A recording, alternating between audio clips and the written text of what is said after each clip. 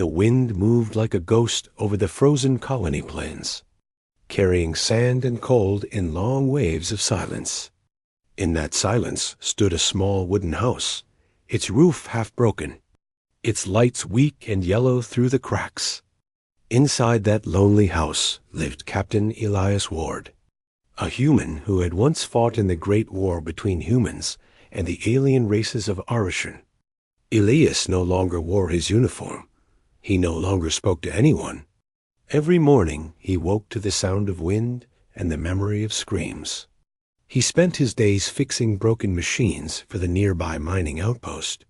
He never smiled. He ate in silence. He slept with his gun beside him. And he dreamed of the things he could never forget. One night, the storm was worse than usual. The sky roared like a dying beast. Snow and sand hit the windows like sharp fingers. Elias sat near the heater, half asleep. When he heard a faint knock, it came again, soft but desperate. He thought it was the wind at first. But then, through the storm, a voice cried out, "Please!" "Someone help!" Elias stood, hand on his old rifle, and opened the metal door a little. The cold air rushed in like a wave. Standing there was a woman, her skin pale silver under the rain, her eyes a deep violet that shimmered even in the dark.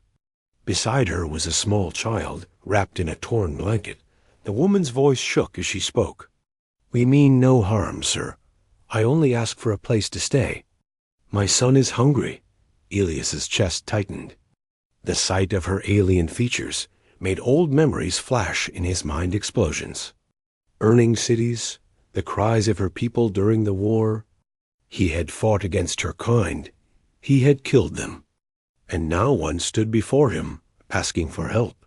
"You're Renian," he said slowly, his voice rough. She nodded. "Yes. I was once from the southern clans, but that was before the war. Before everything burned." He looked at the child. Small and quiet, his eyes closed as he clung to her shoulder. Elias wanted to shut the door, to return to his silence. But something in the woman's shaking hand stopped him. "Come in," he said, moving aside. The woman bowed slightly. "Thank you." Human, she stepped in, dripping water on the metal floor. The heater hissed as it met the moisture. Elias shut the door, locking the storm outside. The room was small and old table.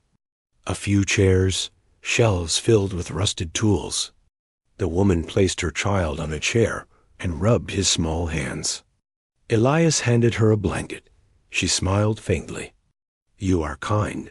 "I'm not," he said. Turning away, he poured them some warm water. The child woke up and blinked slowly, his eyes glowing softly with a light blue shimmer.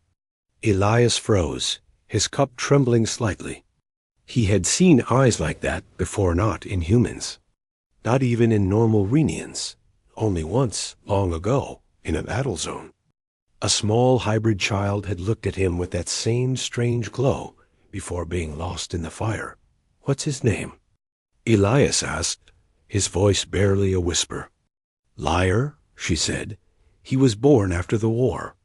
He doesn't know hate." Elias nodded slowly. "Good. Keep it that way." Hours passed. The storm screamed outside, but inside there was calm. The woman, her name was Sariel, told him she once had a husband, a Renian soldier who never returned. She worked in the colonies, cooking for traders. Until humans pushed their kind out again, she had nowhere to go. Elias listened without saying much. His heart felt heavy. He remembered faces he could no longer name, the orders he once obeyed without question. He realized he hadn't heard another person's voice in months. When the child laughed, a small, soft sound, Elias felt something break inside him. It was not pain exactly. More like an old wound opening just enough to let the air in. Sariel cooked with what little she found in his kitchen. The smell of warm broth filled the house. For the first time in years, Elias ate something made by someone else. It tasted of memory and something like peace. After dinner, The woman sat by the heater, holding her son close. The orange light touched their faces gently. Elias watched quietly. Feeling the strange warmth in his chest grow, he told himself it was only kindness. Nothing more, just help for one night. When he went to check on them later, both were asleep on the floor near the heater. The child's small hand rested on his mother's, and the faint blue light in his eyes flickered even in sleep.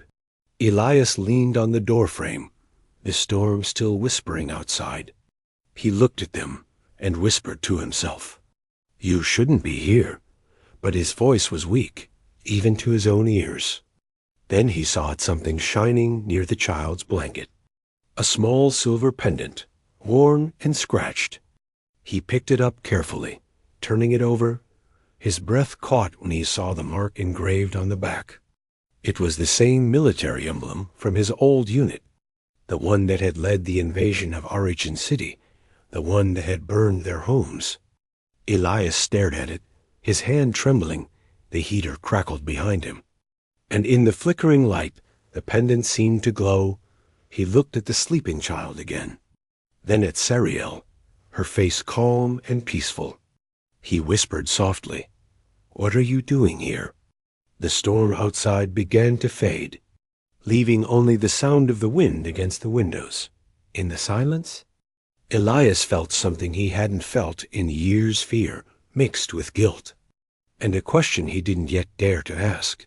He placed the pendant back near the blanket, turned off the lamp, and stood by the window, watching the sky turn gray with the first light of dawn. Behind him, the child stirred and opened his eyes again, that same gentle blue glow reflecting on the glass. Elias froze, because in that reflection, for 1 second, he saw another face. A soldier he once knew, a man he thought long dead.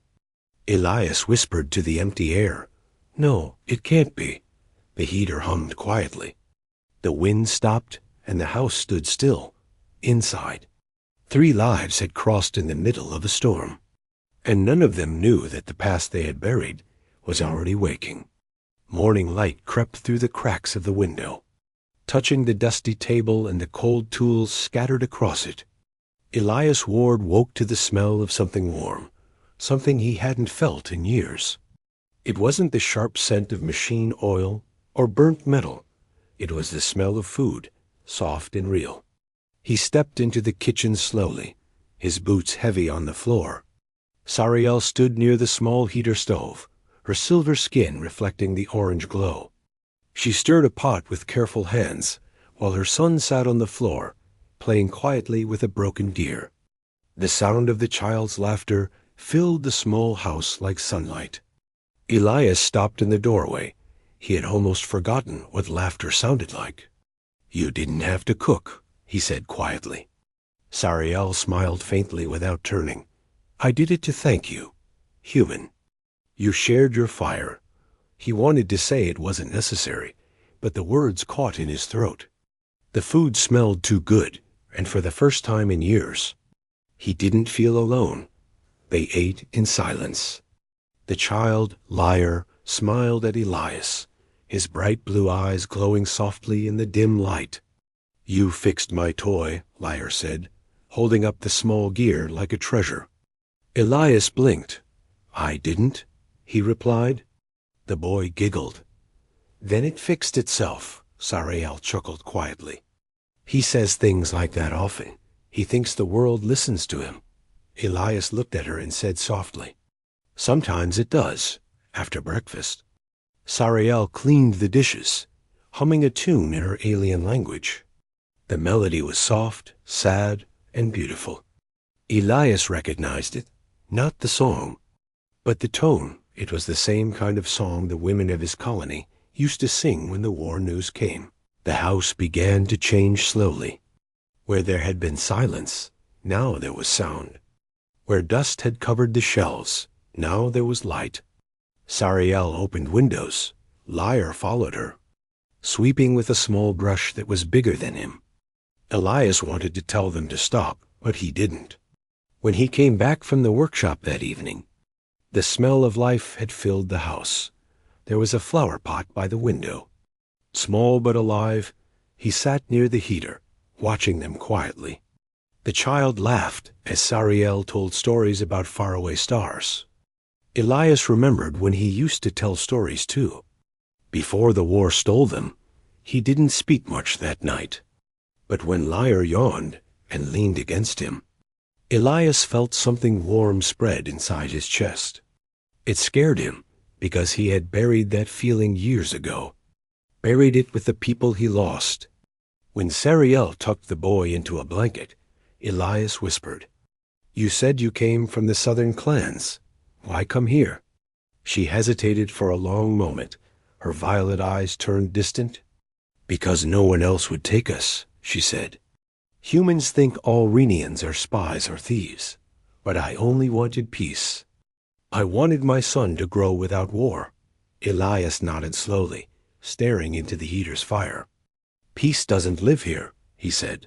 "Not on this planet." "Not in me." Sariel looked at him, her voice soft. "Then maybe you need someone to remind you how it feels." He didn't answer, but his hands shook slightly as he poured himself another cup of water. He was a soldier, trained to keep his emotions buried. But that night, they refused to stay quiet later. When both of them were asleep, Elias sat alone at the table. The pendant he had found lay before him. Silver and cold, he turned it again and again. Tracing the symbol of his old unit, his memory dragged him back to the burning fields of Auration. He remembered the screams, the bright sky falling, and the faces of those he could not save. One of them was a Renian soldier who had tried to protect civilians. Elias had aimed at him once, but he never fired. Something in that man's eyes had stopped him. Now, as the heater's light flickered, Elias felt the same look in Liar's glowing eyes.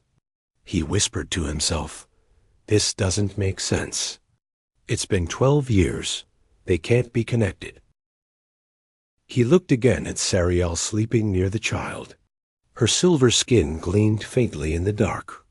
For a second, she didn't look alien. She looked human, tired, fragile, trying to survive. He sighed deeply. "You shouldn't have come here," he muttered. But part of him knew she had saved him more than he had saved her. The next day, Elias went to the old communication tower to send his monthly report to the colony supply base. When he logged in, something strange appeared on the screen. A coded message classified and read, the system had detected an energy signature within his zone. Matching Renian hybrid patterns, Elias's heart froze. He shut off the screen quickly. His pulse raced. The message meant the military could soon trace the source Liar when he returned home. Sariel was fixing the roof, humming again. Liar ran to him with a smile, holding up a repaired drone part. "I made it fly again," he said proudly. The small machine hovered weakly before falling into the dust. They all laughed, but inside, Elias felt a storm rising. He knew it wouldn't last. He looked at the horizon and saw distant flashes of lightships moving through the clouds. The world was always watching, always hunting that night. While Sariel slept, he sat by the heater again, staring at the pendant. Then he noticed something new. On the back, under the scratched metal, a second symbol was carved a name. E. Ward. Elias's breath stopped. He rubbed it harder, but the letters were clear. It was his pendant, the one he had lost during the final battle. He stood there frozen, his reflection flickering in the metal. The boy's laughter echoed faintly in his mind, and for the first time in 12 years, Elias Ward whispered to the night, "What have I done?" Outside, the wind rose again, shaking the walls. But the house no longer felt empty. It breathed, it lived. It held memories both human and alien, and it waited for the truth to surface. The wind had quieted, but Elias could not rest. The silver pendant lay heavy in his palm, like a memory that refused to die. The letters on it were his own, carved long ago into a soldier's identification tag. He had lost it on the battlefield of Arishan City, and now it had returned inside the blanket of an alien child. Morning came slow. Sariel prepared food as usual. The child laughed as if nothing in the world could ever go wrong. Elias tried to act normal, but his mind was burning with questions. When Sariel stepped outside to wash clothes in the basin, Elias finally spoke. "That pendant, where did you get it?" She froze, her back still turned. "It belonged to my husband," she said softly. "He found it during the war." Elias's jaw tightened. "Found it? Where?" She hesitated. "In the ruins near Origin City. He said it was lying beside a human soldier. He never told me the name." Elias felt his throat dry. He wanted to scream that it was his, that he was that soldier, but he didn't. Something deeper held him still. He looked at the boy playing with his tools, the way Liar smiled, the glow of his eyes. It all felt too familiar, like echoes of someone Elias once knew. That evening, after Sariel put Liar to bed, Elias sat across from her, the heater casting orange light between them. He placed the pendant on the table. "It's mine," he said. "Elias Ward, Captain, Earth Forces. I lost it 12 years ago in the Battle of Arishan City." Sariel's hands trembled slightly. "Then it was you," she whispered. Her voice cracked. "You were the one who spared him." Elias stared at her, confused. "What are you talking about?" She looked up, tears shining in her violet eyes. "You aimed at him once? He said he saw pity in your eyes. He said the human who spared him had fire and mercy in the same heart." Elias felt his stomach twist. He remembered that day, the chaos, the smoke. The Renian soldier who had dropped his weapon and shielded a child with his own body. Elias had aimed his rifle, but couldn't shoot. The man had looked at him with calm eyes before the explosion separated them. "Your husband," Elias whispered. "He was that man." Sariel nodded slowly. "Yes, his name was Kale. He never came home after that battle. I searched the ruins for years. I only found this pendant." Elias leaned back, his breath unsteady. The pieces of the past began to connect. The medallion, the boy, a strange glow. "Liar," he said quietly. "His eyes. Why do they glow like that?" Sariel looked down at her hands. "Because he is not fully Renian," she said. "Kale was exposed to human gene therapy agents during the war. The radiation changed him. Liar carries traces of both." Elias stared at her in disbelief. "You mean he's a hybrid?" She nodded. "Half human, half Renian." Silence filled the room like a weight. Elias's mind spun. The government considered hybrids dangerous, unnatural, a violation of interspecies law. If anyone discovered the child, they would take him away to be tested, maybe even erased. Elias stood and began to pace. "You shouldn't have come here, Sariel. The scanners already picked up his signature.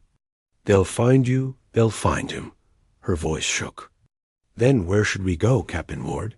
Tell me one place in this galaxy where a half-human child is safe." Elias stopped. Unable to answer, he felt the guilt burn deeper. This woman and her son were being hunted because of a war he once fought, a war he once believed in. Lear woke up, rubbing his eyes. "Mama, why are you crying?" he asked. Sariel smiled weakly and pulled him close. "It's nothing, my light." Elias turned away. Unable to meet the boy's eyes, he walked to the door and looked out at the cold night sky. "If they come," he said softly, "I'll handle it later." When the house fell quiet again, Elias accessed his old military terminal. The system still recognized his ID code.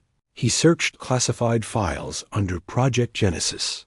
It was an experimental program that tested human DNA adaptation on Renian environments. The file contained an old Image 2 scientists holding a baby wrapped in silver cloth. The caption read, "Hybrid viability trial successful." Elias zoomed in. His hands trembled. The baby's glowing eyes stared straight back at him. Identical to Liar's, he whispered, "My God." They didn't just fight the Renians. They experimented on them. Suddenly, a red warning flashed across the screen, "Unauthorized access detected." He shut it down, but it was too late. The signal was already sent. He heard footsteps behind him. Sariel stood there, her face pale. "What did you do?" she asked. Elias turned. "They'll come now. They know where we are." Her voice trembled. "Then we run." Elias shook his head. "No, we can't. The storm outside, the drones. They'll track you. You stay here. I'll draw them away if I must." Liar walked in, holding the broken drone he loved so much. "It's okay, Mr. Human. I'll fix it again," he said. Smiling innocently, Elias knelt beside him, his voice breaking. "You already fixed more than you know." "Kid," the boy tilted his head curiously, the faint blue light of his eyes reflecting off Elias's weathered face. In that moment, Elias felt something he hadn't felt in years' hope. The night stretched long, the wind outside whispering through the cracks of the roof. Elias loaded his rifle, checked the window locks, and whispered to himself, "They won't take him." "Not while I'm breathing." Sariel watched him silently, the firelight dancing across her face. "You're still a soldier," she said. Elias shook his head slowly. "No," he replied. "I'm something I should have been long ago, a human, outside." In the distance, a faint red light blinked across the dark horizon. The scanners had found them. The past had finally arrived. The night was restless. The heater flickered, and the wind outside howled like something alive. Elias Ward sat with his rifle across his knees, his eyes fixed on the door. He had seen that red scanner light before. Back when he was a soldier, it meant only one thing: someone was coming. Sariel sat near the heater, holding Liar close. The boy had fallen asleep, his small hands clutching the broken drone he refused to let go of. His breathing was soft, his glowing eyes fading with exhaustion. Elias looked at them and felt a strange ache. He didn't know if it was fear or guilt. Sariel finally broke the silence, her voice quiet. "You should have let us leave when we came. Now they will come for you too." Elias shook his head slowly. "They already came for me years ago," he said. "I just never stopped running." He turned toward her. "Tell me everything, no more hiding." Sariel took a long breath. Her hands trembled as she spoke. "After the war ended, the humans didn't leave. They built laboratories under our cities. They called it research. But it was torture." Elias's jaw tightened. He knew some of it was true, but hearing it from her made it heavier. "They took my husband," she continued. "Cale was a soldier, but he surrendered. He was promised safety. Instead, they used him for experiments. They said they were trying to understand our biology. But they changed him, injected human DNA. His body began to change, and so did mine." Elias stared at her in disbelief. "You were part of the experiments too," she nodded. "They called it Project Genesis. They wanted to create soldiers who could breathe in both human and Renian atmospheres. My son, he was born in that lab." Elias felt his stomach twist. He remembered the classified report, the baby wrapped in silver cloth, the hybrid with glowing eyes. It was true. When the facility collapsed during the rebellion, Sariel said, "Cale helped me escape. He stayed behind to hold off the soldiers. I found this pendant among the ruins. I thought he was gone, but I kept moving, always hiding. Until we reached this world." Her voice cracked. "I thought I was safe here." Elias stood and paced slowly. His boots echoed in the quiet house. "You didn't just come here by accident," he said. "You were running from the same people I once served." Sariel looked up, her violet eyes wet. "And now they will find us again." The room grew silent, except for the hum of the heater. Elias looked at the sleeping boy. The child represented something that both sides of the war feared, proof that humans and Renians could be one. He whispered, "They'll want him for what he is." "Not who he is," Sariel nodded, "and they will destroy him to understand him." Outside, the faint sound of engines rolled through the night. Elias looked through the window slit. 3 hovering drones scanned the snow. Red lights sweeping across the ground. Behind them, faint shadows of soldiers moved like ghosts through the mist. "They're here," he muttered. "Not much time." Sariel stood, fear flashing across her face. "We can run through the valley." Elias shook his head. "You wouldn't make it, not with the boy. The cold will kill you before they do." He turned and moved toward the back of the house. He pulled up a loose floor panel, revealing a small underground chamber. "There's an old mining shaft below. It leads to the ridge." Sariel stared at him. "What about you?" Elias checked his rifle. "I'll buy you time," her voice cracked. "You'll die." He gave a faint smile. "I already did once. This time I'll die for something that matters." Liar stirred in his sleep, whispering softly, "Mama, light." "Don't let it go dark." Sariel touched his face. Tears falling, Elias turned away. His throat tight. He hadn't cried in years. Not since the day the war ended. He crouched beside them. "Listen carefully. When you reach the ridge, there's an old comm tower. Send a signal to Outpost 17. Tell them to activate code Blue Shelter. They'll hide you there." Sariel's hands shook. "Why are you helping us, human?" Elias looked at her. "Because your husband once saved me. I never knew his name until now. For a moment." Their eyes met, human and alien, soldier and refugee. The distance of war vanished between them. The door creaked under the wind. A faint voice came through the intercom. Mechanical and cold. "Occupants of the cabin, you are harboring a hybrid specimen. Surrender immediately or be terminated." Sariel covered Liar's ears.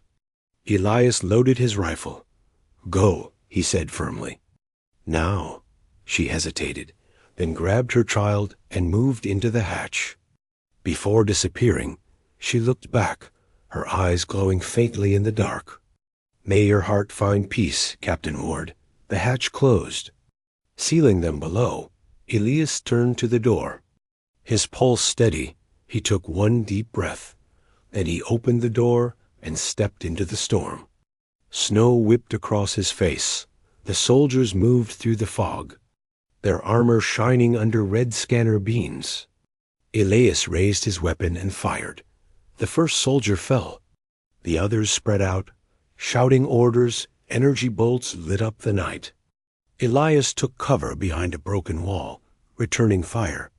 Every shot echoed through the valley like thunder. He fought until his rifle clicked empty, then switched to his sidearm. The drones closed in, firing plasma bursts that scorched the ground around him. One blast hit the cabin. The roof burst into flame. Elias stumbled, coughing through smoke. But he didn't stop. He shouted into the wind, "You won't take him, you hear me? You won't take him." A final explosion shook the ground. Throwing him to the snow, the soldiers advanced. But before they reached the cabin, a loud crash sounded from the ridge. A ship rose into the storm. Sariel's escape craft, its engines glowing bright against the dark sky. Elias smiled weakly, relief in his eyes. "Go," he whispered. "Get him out." A shot struck him in the side. He fell to one knee, blood staining the snow. But even as darkness closed in, he kept his gaze fixed on the rising ship. Above the clouds, the vessel vanished into the stars, carrying a mother and her child toward freedom. Elias fell back in the snow, the pendant still clutched in his hand. His breath came slow and heavy. The world around him blurred into silence. He whispered one last time, "Cale, I finished what you started." The snow began to fall again, soft and endless, covering the burned cabin. covering the soldier who had finally found his peace. The storm passed slowly, leaving the world white and silent. Snow covered the ruins of the cabin like a shroud. Smoke drifted lazily toward the sky, carrying with it the last warmth of the battle that had ended only hours ago under that endless gray sky. Captain Elias Ward lay still in the snow, his breath shallow, his hand gripping the old silver pendant.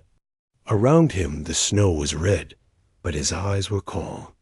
For the first time in years, the ghosts inside him were quiet, far above the clouds. A small ship broke through the storm. Its engines hummed softly, glowing blue against the dark. Inside, Sariel held her child close. Her hands trembled as she looked down at the burning valley below. Liar pressed his face to the glass, his blue eyes glowing faintly. "Mama," he whispered. "Where is the human?" Sariel's voice cracked. "He stayed behind, my light. He wanted us to live." The boy's small fingers touched the glass, leaving a warm mark on the cold surface. "He was not afraid," he said quietly. "He was like the stories you told, the ones about heroes." Sariel closed her eyes, tears falling. "Yes," she whispered. "He was the last of them." As the ship rose higher, she looked once more at the snow world below. For a moment she thought she saw him, standing there in the wind, his coat waving. His eyes lifted to the stars. Then the clouds swallowed everything. Hours later, the ship landed in a hidden canyon far from the colony borders. The shelter Elias had told them about still existed. The outpost lights flickered weakly, but it was safe. The guards recognized the code she sent. They took her in without questions, gave them food and warmth, and promised silence. Sariel finally let herself breathe. Her body trembled from exhaustion, but her heart ached more. That night, Liar couldn't sleep. He sat near the window, staring at the stars. "Mama," he said softly. "The stars look like his eyes." She smiled faintly. "Then he's watching us." The boy tilted his head. "Do you think he will come back?" Sariel looked at him, her heart heavy. "No, my light. But his soul is free now." Liar's eyes glowed brighter. He lifted his small hand, and the broken drone in the corner began to move. The pieces floated slowly, clicking together one by one until the small machine hovered again. Sariel gasped softly. "Liar, how did you—" He smiled. "He told me the world listens when we try to fix it." The drone hovered higher, spinning slowly in the air. Its light reflected across the walls, and for a moment, Sariel felt warmth fill the room. It was as if Elias was still there, guiding them through the dark, far away on the frozen plains. The soldiers had left, the scanners had gone silent, and the world returned to stillness. Under the broken roof, Elias Ward's body lay covered in snow. The pendant still shone faintly in his frozen hand. Then, for the briefest second, a blue light flickered from the pendant. The snow around him melted slightly, and his face softened. A small smile rested there. Peaceful and human, days passed. Weeks turned to months. Sariel and Liar stayed hidden. But the story of the human who defended them began to spread quietly through the colonies. Some said he fought an entire unit alone. Others said he vanished into the storm. No one knew the truth, but Sariel knew. She carried his name like a promise. Every night she told Liar stories about him, the soldier who remembered his heart, the man who saw light where others saw enemies.